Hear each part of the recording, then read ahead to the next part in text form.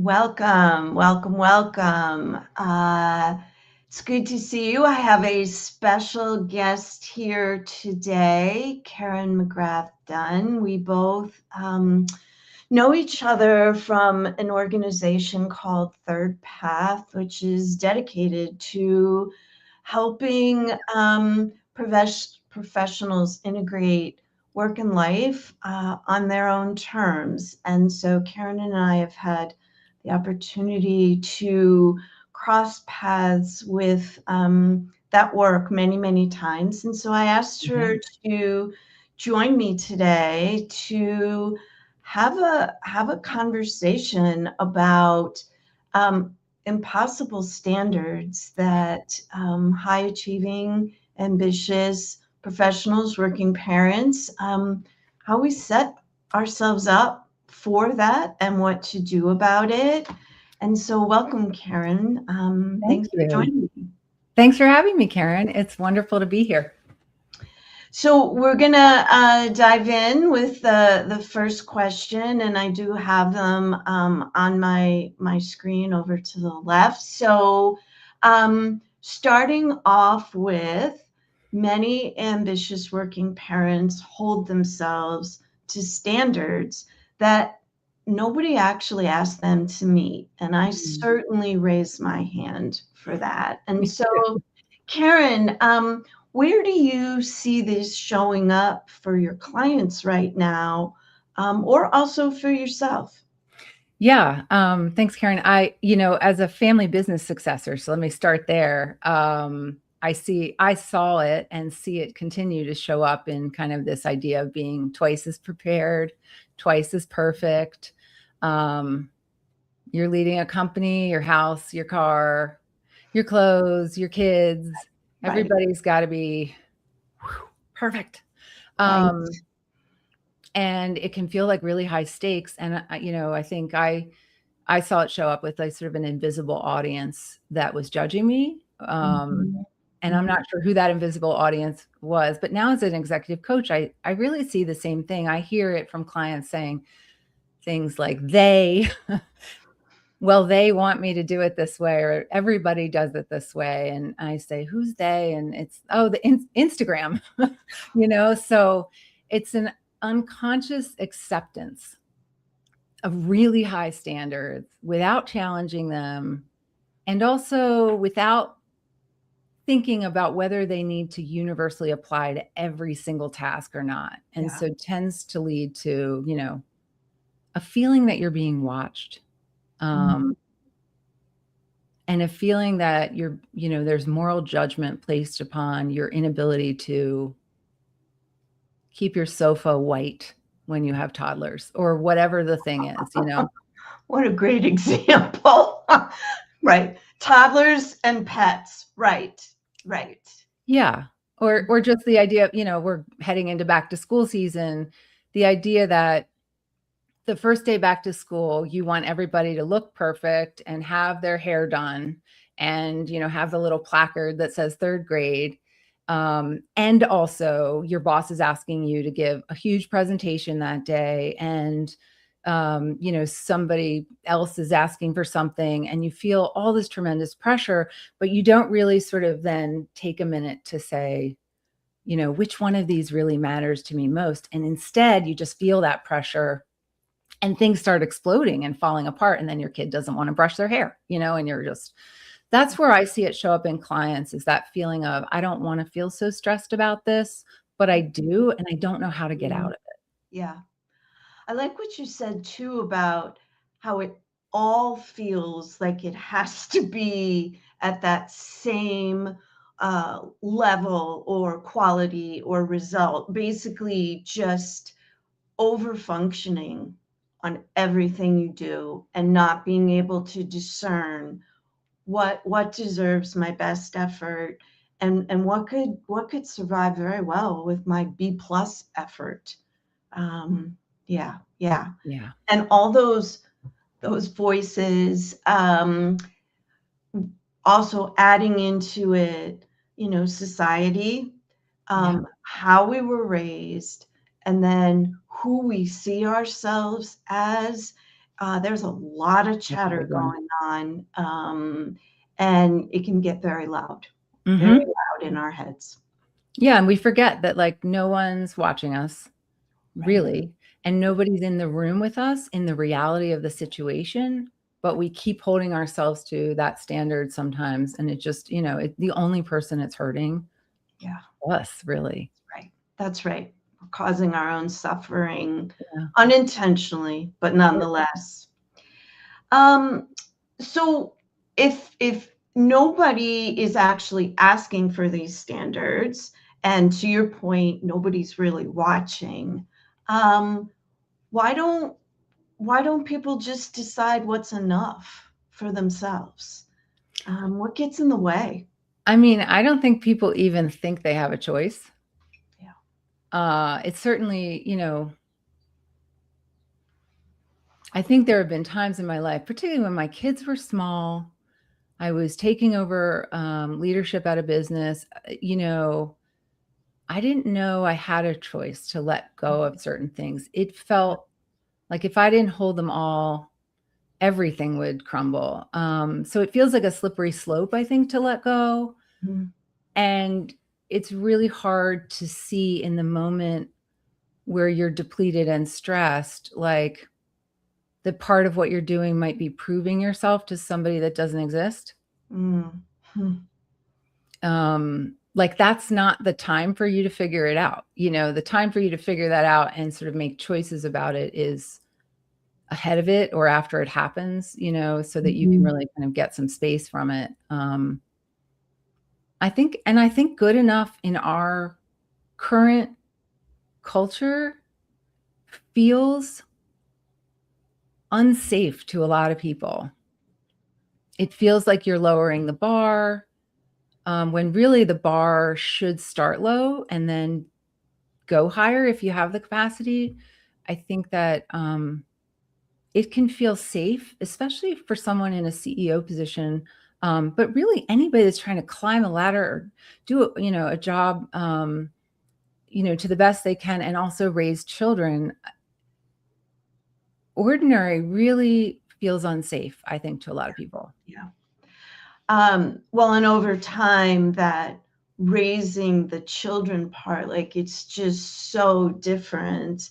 I think even say from when we were being Yeah, raised, and talk about, giving everything you've got to these little humans that you love so much. It's just, um, it really does feel impossible. And yeah, that this, as you said, the stakes are really high. My yeah. kids need to hit these milestones, have these opportunities, all the things, so that they have a chance at a good adult life, so to speak. Yeah, and I think, some of my, coaching clients, particularly the younger leaders who are just starting families, I think one of the things that happens is they read all it's my kids are teenagers and into college, so it's very different if you have a baby or a toddler right now. It's different from when I parented, so part of Yeah. what's happening too is, like, this overflow of data is coming at you of literally every choice you make is gonna ruin your child. And everybody's had to contend with that in one generation or another, but the noise is massive. And then, combine like you've got a couple and they're both listening to different noise, Mhm. and then their workplaces are pressuring them. Yeah. Um, they demand more of themselves than anyone else would ever dream to demand of them, and more than they would ever want to put upon their own children. And so sometimes we also, Mm. I've one client, we talked about like which of these things is going to matter in 10 years, Yeah. and it was like a way to stop and just go, oh, wait a second. Okay. Yeah. Maybe none of this is going to matter in Right. 10 years. It helps sort kind of where to go. Right. Well, and building a career, building a family, not having done it before, it's really hard to be able to answer that question. My kids are actually in their 30s, so I can now be able to answer some of those questions. But the other variable, at least with your family, is what you think might matter doesn't actually matter. Like, there's a menu of things you think, oh, surely it'll be this, or surely it'll be that. And then when you ask, come to find out, Yeah. didn't matter. There was no way to know. There is no way to know. And I think that's, it makes another case for really challenging your standards. And really thinking about like, what's the minimum acceptable standard versus everything has to be done at like 130%. I mean, that's just not possible, but it's also not practical as a way to try to make everyday work. I mean, people are falling into bed exhausted if they're trying to live every day to that standard. So, you really need to think about that. So you mentioned kind of starting with, we'll say maybe the bar at neutral, or that minimum viable standard bar expectation. How do you determine what that is, and how do you then begin to discern which things, do you want to move up the hierarchy or tiers, maybe we'll say some, and what's the majority of things that can stay at that minimum level or that good enough? Yeah, well, I think, anytime you're thinking about something to take on, pausing and just making sure you're thinking about it and choosing first is one way. I mean, just inserting a pause to be able to think about, can I do that, is part of it. And then it's, how can I do this in the bare minimum way? Can I do that? Yes. Okay, start there. My husband and I were talking about this morning because I knew I was having this conversation with you. And I said, tell me how that works for you at work. And he said, well, if I have to prepare a briefing that's, going to go to the CEO's desk, I'm going to really be thinking about how to do that, planning time to do that, making sure a lot of people review it. And I'm going to really perseverate around that. I want it to be good. I want it to be tight. I want the supporting evidence to be there and all that kind of stuff. But on a day-to-day basis or a week-to-week basis, when I have to approve payroll, for example, does my timesheet need to have like every little color coding or, and do I need to look at how each one of my 70 team members spent every minute?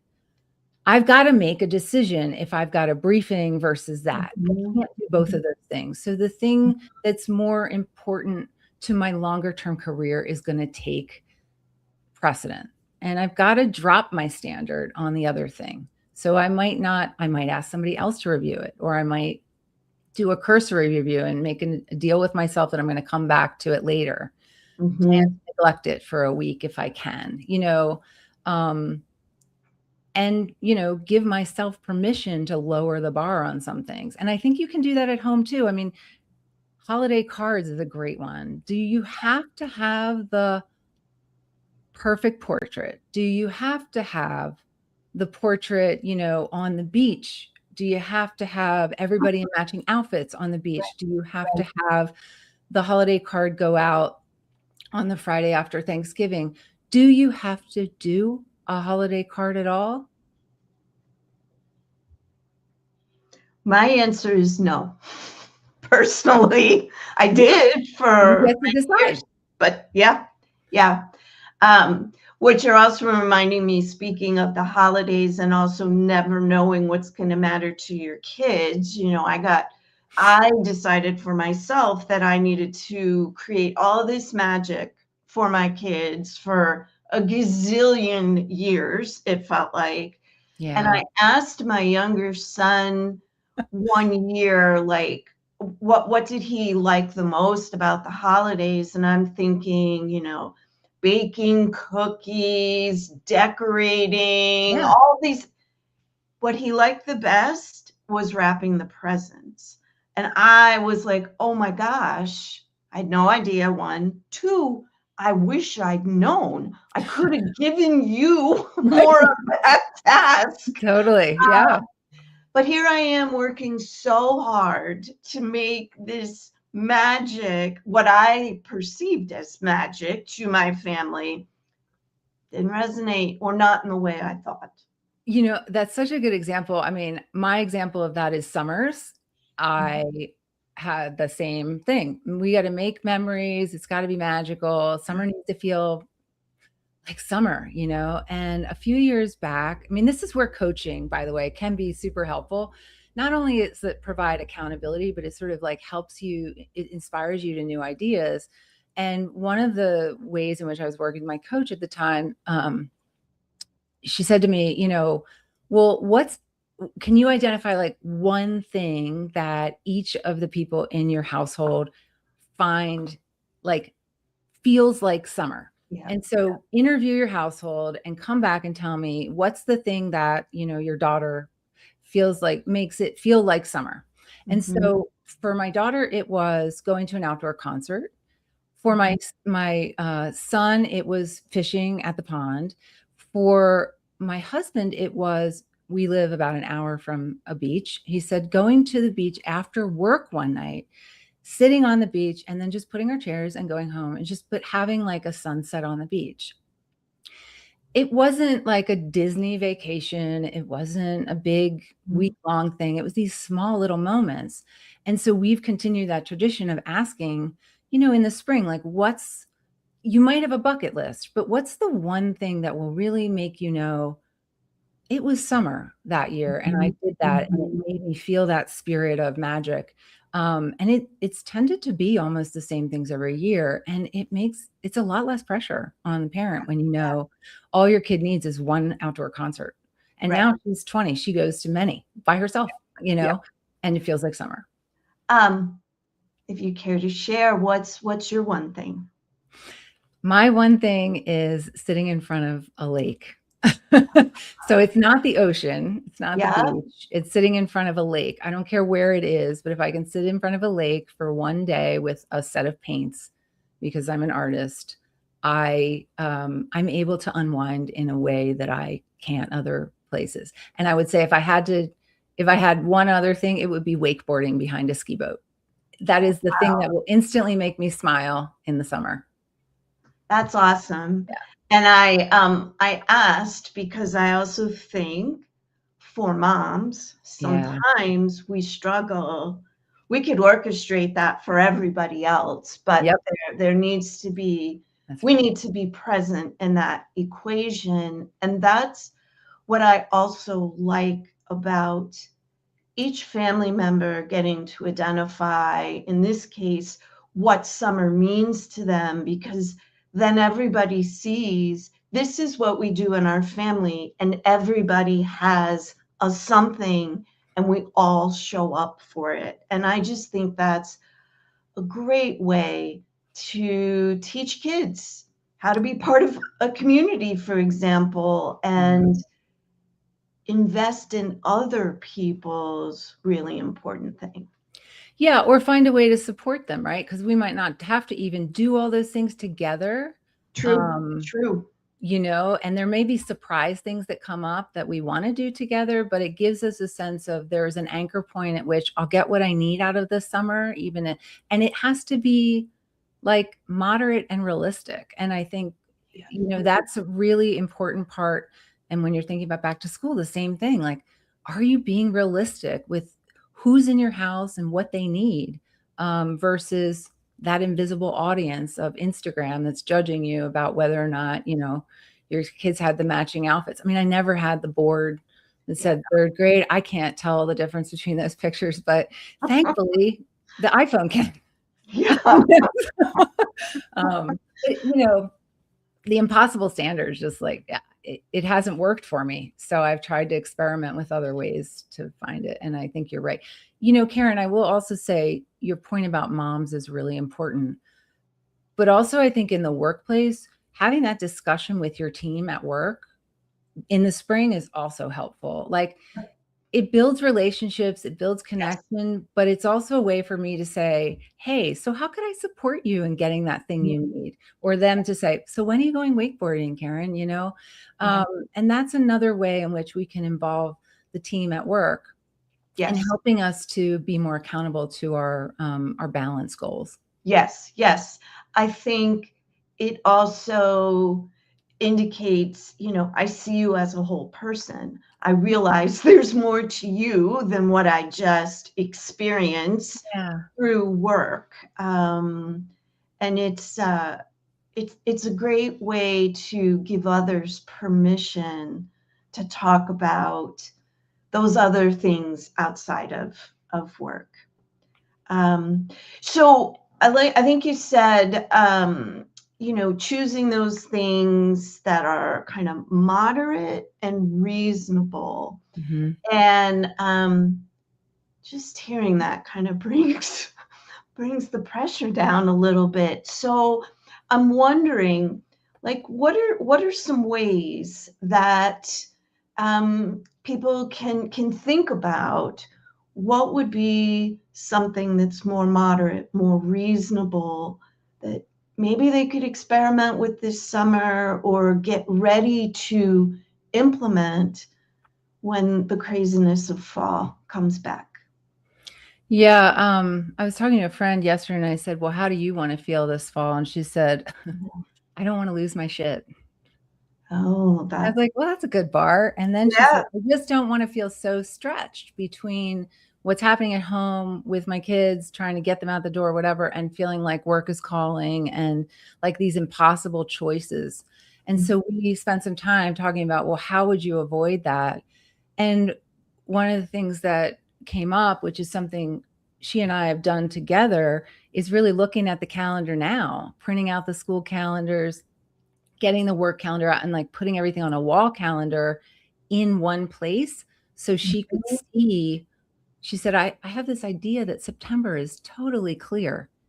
And then Ooh, September hits and it's like not clear at all. And right. it's so impossible. And there's stuff on the first day of school, and I should never have allowed that to happen. So we were kind of talking about getting the July to July calendar and putting everybody's stuff on it in one place so you could sort of see the clog points ahead of time and then Mhm. start subtracting from there, um, with that goal of, I don't want to lose my shit on the first day Yeah. of school. I mean, there's a good standard. That's the standard. Don't want to lose my shit. Right. Right. At I, work I, I or at love home. that. I love that. To me, then, by not losing one's shit, what that makes room for is connection and maybe some moments of fun. Yeah. Even though everything, so you talked about kind of what's that one quintessential summertime moment of fun for each family member. It's that doesn't just have to be limited to the No. summer. We Great really, point. of course, but if things are so crazy and we're just working so hard to not lose our shit, there isn't room. Um, there isn't Yeah. space or the energy for that connection and that fun. And that to me is what goes along with not being stretched so thin Yeah. that I just I'm not I don't have any calm or sense of control. That's it, right? You wanna be driving the bus, not in a bus that's careening out of control with no driver. Right. Um, and if you can't sort of see what's coming, like, I mean, I do a calendar out to the end of the year, you know? It's not perfect, but it has all my kids' school holidays on it. It's got the big projects on it, deadlines, stuff where I know I'm traveling, my husband's traveling, and we kind of like work out the clog points. And we usually do it around this time. And we just started having that conversation. Um, and then I will proactively go in and add what I call buffer time, but it's just like Mhm. a red no. no, no, Yeah. no. It might be Yeah. between meetings, it might be a full day, Love that. but, and I used to say to people, I will never say yes to anything before September 15th. So if you ask me to go to a conference, the answer is no, if it's before September 15th. Because I think what happens in our culture is back to school is suddenly this clean slate for corporations. And all of a sudden, there are all these conferences in the first 3 weeks of September. Yep. And most people who are planning them and going to them either have older children or no children or grandchildren, or they had a stay at home.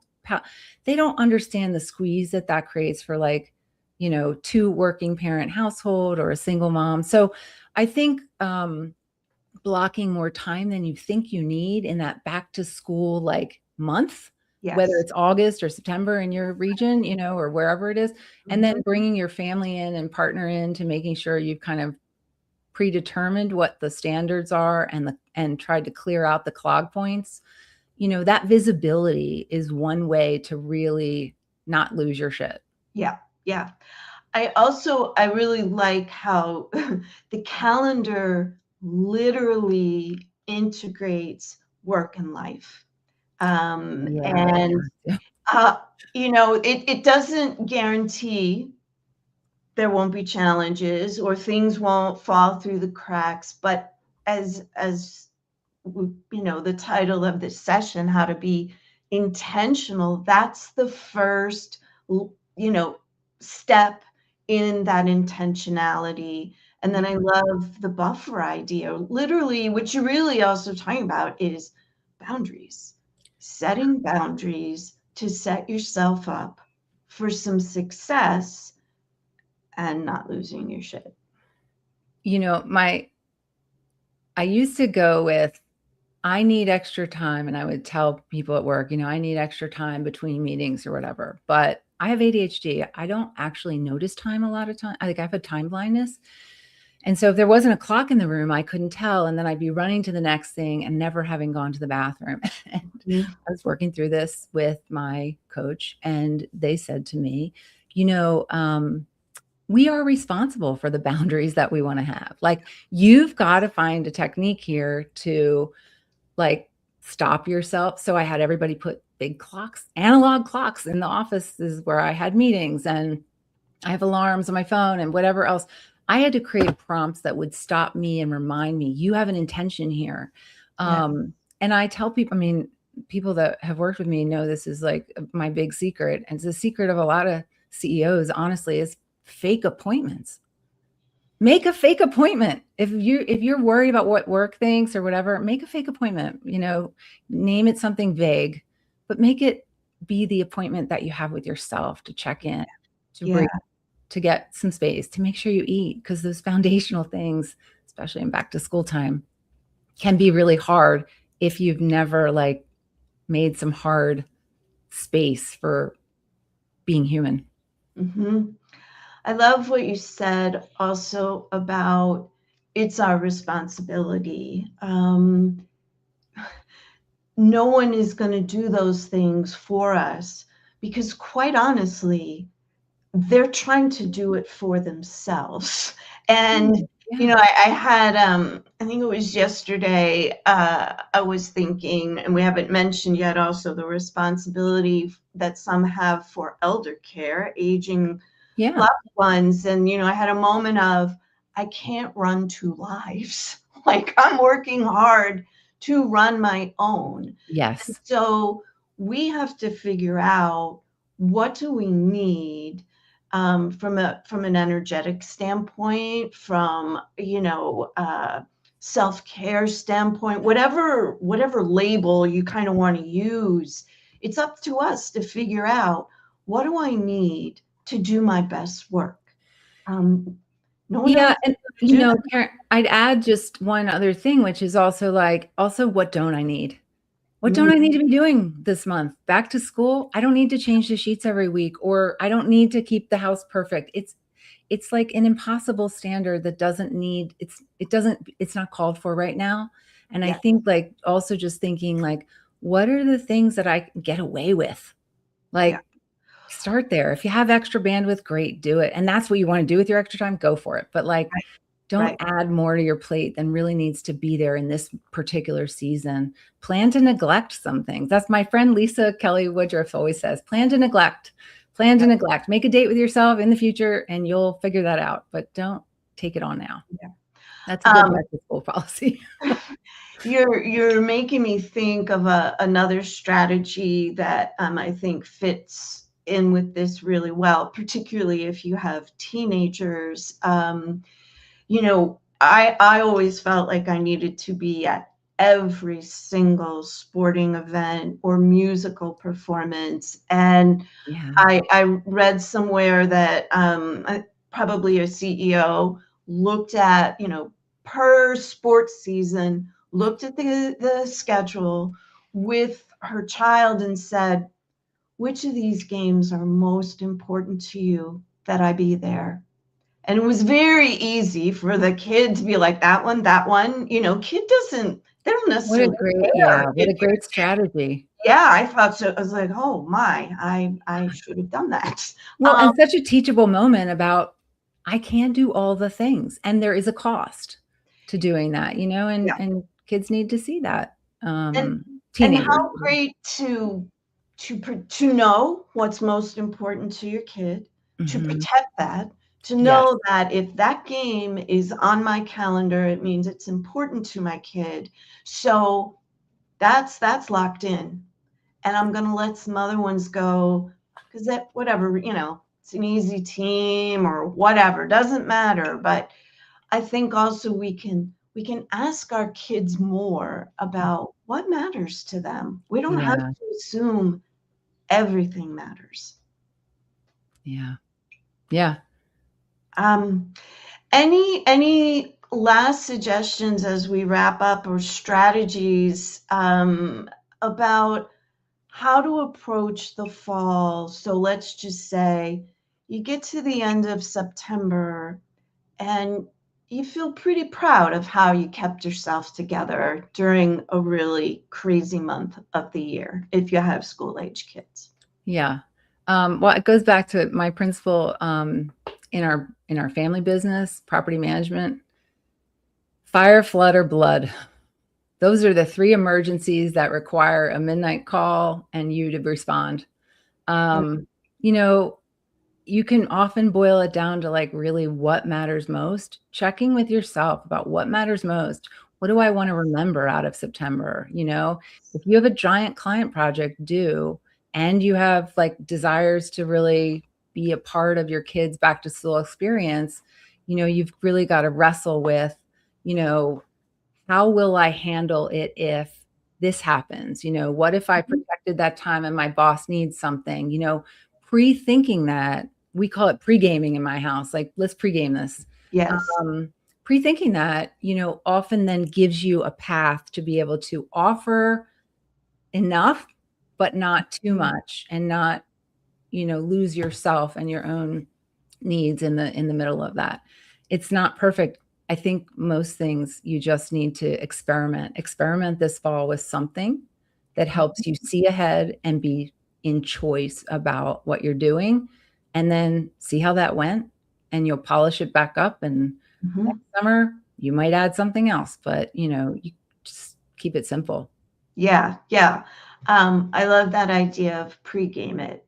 And start with the end in mind. How do you want to feel? What do you want to be proud of by, say, the end of September? Well, if it's this, what do you need to do? Kind of working backwards, reverse engineering to make it happen. That concept of minimum acceptable standard. Yes. Don't want to lose my shit. Yeah. I just go back to that. It's so simple. That's a good litmus test. Yep. All right. Am I doing the things that help me prevent that? Great. Yes. And what do I need in order for that to happen? And who do I need help for time?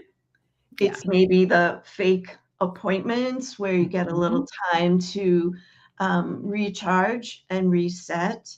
I like to talk a lot about being very intentional about aligning your energy with what a specific task rewards. Yes. So, my energy is highest in the morning. So the things that require the best of me, I do it in the morning, and I save Yeah. other things for later in the day. So there's all kinds of ways to take some control, pre-game it, and take care of yourself at the same time. That's the end game, right? You want to be still standing at the end of September. Sure. Also, bonus, your kids are watching you. And so you're modeling for them how not to lose your shit, because Yeah. that's how we get to adulthood, and then survive adulthood is figuring out how to handle curveballs, how to manage ourselves, our energy, our time, all of those things, our feelings. At work So, too. At work too, for your team. You're modeling yes, your team. yes. You talk about this with your team. You intentionally start saying, I don't want to lose my shit in September to your team, and this is what I'm doing. Give your team permission to also be looking ahead and planning and buffering their time. You know, a team that has breathing room is a really effective team. Yeah. Oh, I love that. Okay. You know? Yeah. Let's leave it there. We've got a team, and same for family. Family is a team. All of that. That's a Yeah. great place. Thank you so much for A fun conversation today. Love this conversation. Feel sure we could pick any other kind of work-life integration or work or family topic, and just keep right on chatting and coming up with strategies to try. We don't have all the answers, and we're still figuring it out based on the career stage and the family stage that we're in. But if for anybody who would like to learn more about the coaching work that Karin does, you can find her at karinmcgrathDunn.com. And if you are interested in a My Free community, Ambitious and Well, where working parents are figuring out how to start becoming energized leaders, link is on the screen, and I'd love to have you come join us over there. So again, thank you so much, Karin. And yeah, I'll be back next week with another guest to talk more about self-care. So thanks very much, Karin. Thanks, Karin. All right, take care. Bye-bye.